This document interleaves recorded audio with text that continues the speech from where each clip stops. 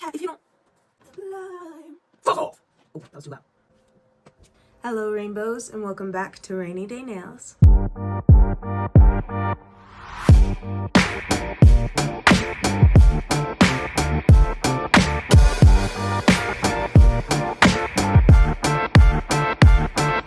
In today's nail video, I'm going to be showing y'all how I remove a set of acrylics. So I can be quite impatient when it comes to removing a set. Although I do soak the acrylics, I cut them down, I remove any charms and whatnot. I soak the acrylic and then drill it down in intervals, either drill or scrape with a cuticle scraper. And while it may not be the most entertaining of videos, hopefully it can be helpful for some of you guys. I'm going to be posting more often. I do a new set for myself at least once a week, so I have plenty of content filmed. It's just that it's hard to find the motivation to edit it down, but she's working on it. So yes, I've got a lot of really good content coming out for you guys soon. The birthday set and the set I'm wearing right now, no sneak peeks. I think you guys are really gonna like them. I wanted to try something a bit different, so instead of just a voiceover, I'm going to be right up here in the corner, letting you guys know my thoughts and whatnot, and just all my little tips and tricks for an acrylic removal process. I really hope you guys enjoyed the video, or that it at least helps you with your removal process. Please don't forget to hit the like button and hit the subscribe button. And with that being said, let's just get right into it. Hey guys, so like I said, I'm going to be chilling up here today and just popping in with my thought process and whatnot. So let's go ahead and get started. Okay, so I realized that, I've never really shown you guys me removing a set.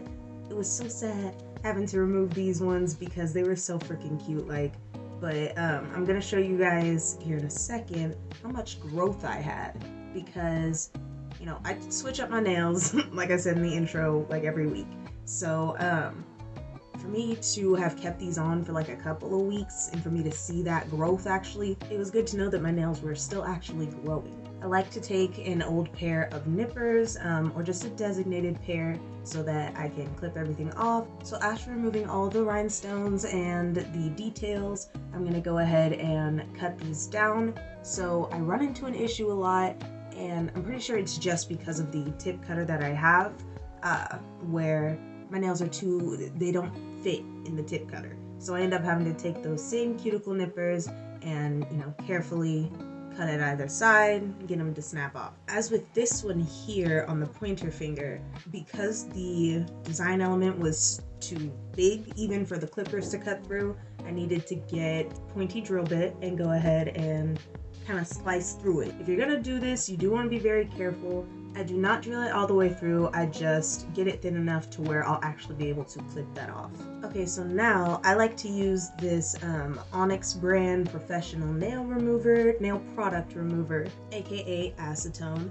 And this is what you'll want to soak your nails in. If you are patient enough, the longer that you soak them, the better results you'll get in terms of melting that product so that you can either scrape or drill it off. I will say it's best to go ahead and scrape that top layer off first so that you don't gunk up your drill bit when you're debulking. Now I'm just going to take my most coarse drill bit and begin removing that design. Keep note that you do not want to apply too much pressure. You don't want to focus on any single area for too long. Otherwise you will cause a lot of friction that will make the nail plate burn. Because I'm so impatient, I go in intervals and I like to stop in between soaks, scrape, drill, whatnot. This part really is just the process of me waiting, soaking, drilling. So whenever that product gets really thin on your nail plate, you don't want to use that aggressive drill bit anymore. So the best bet is to let it soak thoroughly and then scrape the remainder of that product off. It will come off so much easier.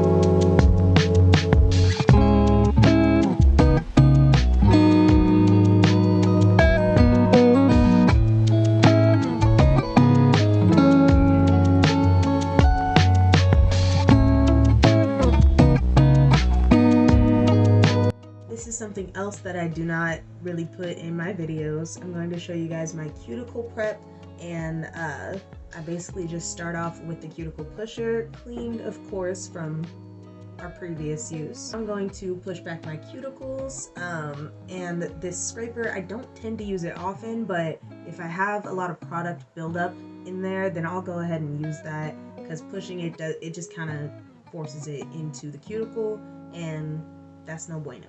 You can see me here kind of scraping around lightly, very lightly. You don't want to be just like slicing up. Ooh, it gives me the it makes my teeth hurt thinking about it, but you don't want to slice up your nail plates.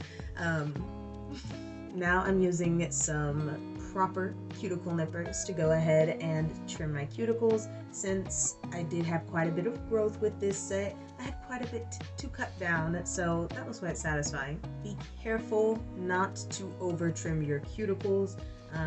It hurts a lot and it can lead to infection, and it's just not a good time. If you find that you continue to butcher yourself too often, then maybe, you know, let the cuticles slide, just push them back, do your set, and be cool.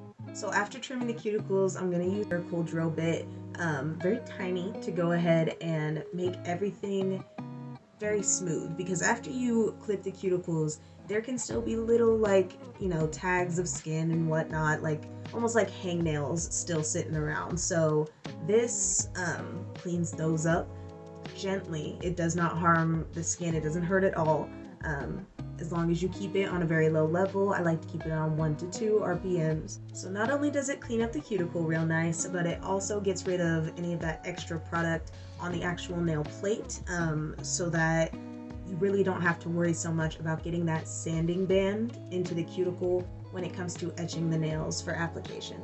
So here I am using a fine grit sanding band to go ahead and etch my nail plates. Typically after you take off a set, you've already done so much work on your nail plate that you may not even need to do this, but I felt like there were still pieces of product here and there, and I just wanted to get everything nice and even. I wanted to have a nice fresh start for my nails. Here I am using a hand file to go ahead and shape my free edges so that everything can look nice and neat underneath the artificial nail. While this is a set removal video, it is also a prep video for a new set of acrylics, or if you're just looking to remove your acrylics and let your natural nails breathe for a little bit, then this is, you know, basically a removal and manicure. So I am now applying this Beetles gel base coat so that my nails can be nice and protected. So if you are prepping for a new set, it's important that this base coat doesn't spill into the cuticle and get cured that way. 1, because it can cause gel allergies, and 2, because once it cures, that's a solid film, and if it's overlapping onto your skin and you apply a set on top of that, then it's going to be much easier for that to pop off. I've said it before and I'll say it again, I absolutely love Beetles Base and Top Gel in terms of quality and price. Be sure that you are wrapping the free edge with that gel as well, because that can cause chipping, or also for your new nail set to pop off easier. Okay, so now wiping with some alcohol to remove the tacky layer, you are all finished with your gel manicure or your removal and set prep. If you did enjoy the video, if it did help you at all, pretty please hit the like button and the subscribe button, and have a beautiful rainy day. Peace.